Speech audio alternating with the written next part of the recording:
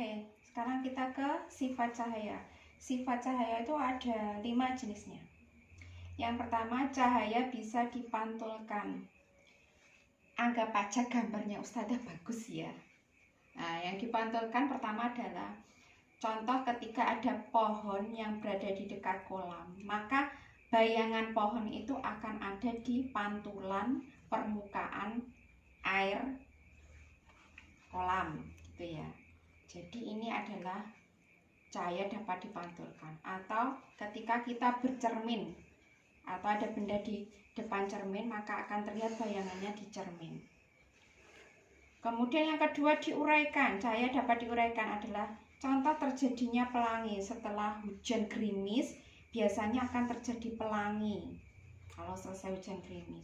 Atau ketika kalian memakai prisma. Nah, prisma yang kaca itu kalian arahkan ke sinar matahari, kemudian di sini ada kertas, maka nanti dari cahaya matahari masuk ke prisma, kemudian akan diuraikan cahaya menjadi warna pelangi, magico hibiniu. Yang ketiga adalah merambat lurus. Merambat lurus itu biasanya di karton-kartonnya itu sudah ada lubangnya, kemudian ada lilin. Nah, nanti di ujungnya sana akan tertarik sebuah garis cahaya merambat lurus. Bisa itu, ataupun bisa ketika ada sinar matahari yang masuk bukan dari kaca jendela, tetapi dari angin-angin, dari ventilasi udara, maka akan masuk menerangi ruangan, itu namanya merambat lurus. Ataupun di mercusuar. Nah, ketika mercusuar itu adalah lampu yang ada di dermaga, membantu agar kapal-kapal bisa berlabuh ketika malam hari, maka mercusuarnya dinyalakan. Itu juga merambat lurus. Jadi merambat lurus itu di tempat gelap, kemudian ada cahaya yang bersinar, itu namanya merambat lurus. Yang keempat adalah menembus benda bening. Contohnya adalah cahaya yang masuk dari jendela kaca ketika pagi hari itu ya, sehingga ruangan menjadi terang. Ataupun ketika kita di atas kolam, kemudian kita bisa lihat dasarnya, itu karena cahaya masuk ke dalam kolam air, sehingga dasar kolam bisa terlihat.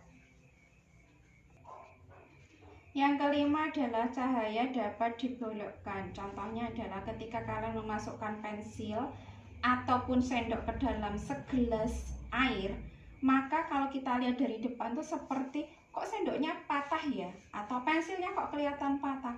Sebenarnya itu cahayanya dibelokkan sehingga seperti patah.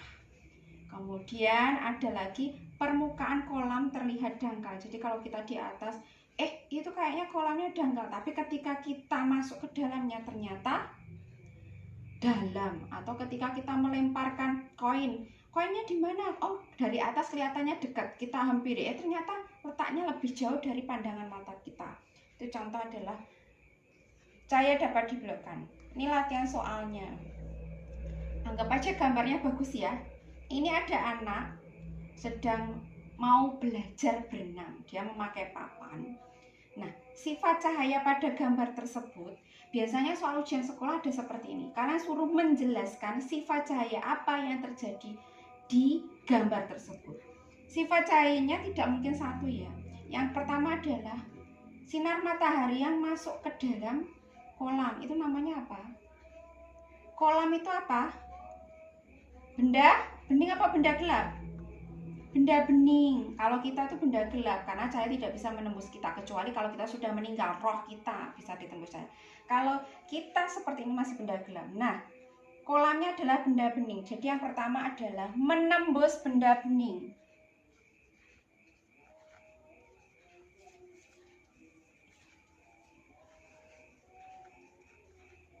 Kemudian yang kedua adalah ini tampak dekat, padahal dia jauh, berarti dia dibelokkan. Jadi ada dua. Cahaya dari dasarnya kelihatan itu adalah menembus benda bening, sedangkan letaknya kayak dekat itu dibelokkan cahayanya. Ini adalah video Ustazah yang terakhir tentang daur air. Ini adalah siklus air yang terjadi di bumi kita, sehingga jumlah air itu tidak akan habis karena Allah ya, karena keinginan Allah sunatullah.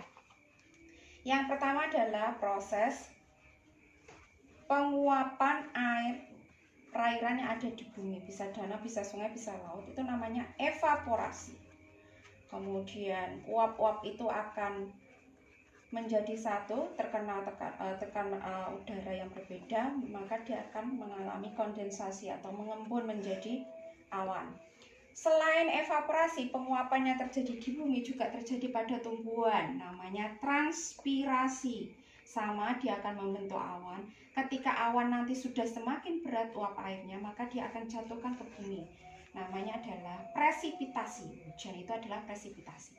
Kemudian air hujan itu akan mengalir oleh akar tumbuhan, diserap ke dalam air tanah. Jadi infiltrasi itu adalah penyerapan air laut oleh akar-akar pohon. Nah, nanti kemudian dia akan menuju ke arah sungai, air-air yang berada di dalam tanah itu. Begitu terus menerus. Maka Ustazah beri kata kuncinya.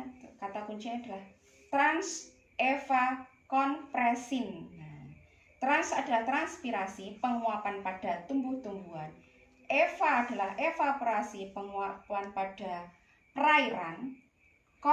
Kondensasi, yaitu pengembunan uap air. Presipitasi hujan. Infiltrasi, penyerapan air ke dalam tanah. Kegiatan yang bisa mengganggu daur air contohnya adalah betonisasi. Betonisasi itu apa? Biasanya di daerah-daerah pedesaan yang jalannya rusak itu kemudian dibeton ataupun dibuat lebih halus, tapi bukan dengan paving block tapi dengan semen. Nah, itu sebenarnya nggak bagus itu, karena airnya nanti tidak bisa meresap ke dalam tanah. Kemudian illegal logging. Karena adanya illegal logging atau pembalakan liar atau penebangan hutan secara liar, maka proses transpirasinya terganggu karena tidak ada lagi tumbuhan yang mengalami penguapan. Itu yang pertama. Yang kedua, infiltrasinya juga terganggu karena tidak ada yang menyerap air. Kemudian tumpukan sampah plastik. Kalau terlalu banyak sampah plastik, airnya yang meresap ke dalam tanah akan mengalami kesulitan karena terbatasi oleh plastik. Yang keempat adalah semen jalan atau halaman. Halaman rumah memang tampak bersih, tampak rapi kalau di semen, tetapi air hujan tidak akan meresap ke dalam tanah kita, tidak bisa menjadi cadangan air bagi tumbuhan kita. Terus bagaimana menjaga daur airnya? Menjaga daur air bisa dengan beberapa cara. Yang pertama adalah reboisasi. Bisa atau tebang pilih. Jadi yang dipilih adalah tanaman yang sudah tua ditebangi. Kemudian atau tebang tanam, setelah ditebang ditanami. Yang kedua adalah membuat biopori. Jadi halaman rumah yang mungkin sudah dipaving-pavingnya pakai semen, bisa pavingnya satu diambil, dibuat biopori agar air hujan bisa meresap ke dalam tanah. Yang ketiga adalah penggunaan paving block. Nah, paving block yang ada kita itu menggunakan pasir, bukan lagi semen, sehingga air tetap bisa meresap. Yang terakhir adalah menanami lahan kosong. Jadi lahan kosong jangan sampai dia kosong, tapi tanami sehingga ada penyerapan, ada infiltrasi yang maksimal. Itu dari Ustazah, semoga kalian paham, pelajari baik-baik, baca baik-baik soalnya. Semoga PTS nanti kalian bisa mendapat hasil yang terbaik. Ustazah akhiri, assalamualaikum warahmatullahi wabarakatuh.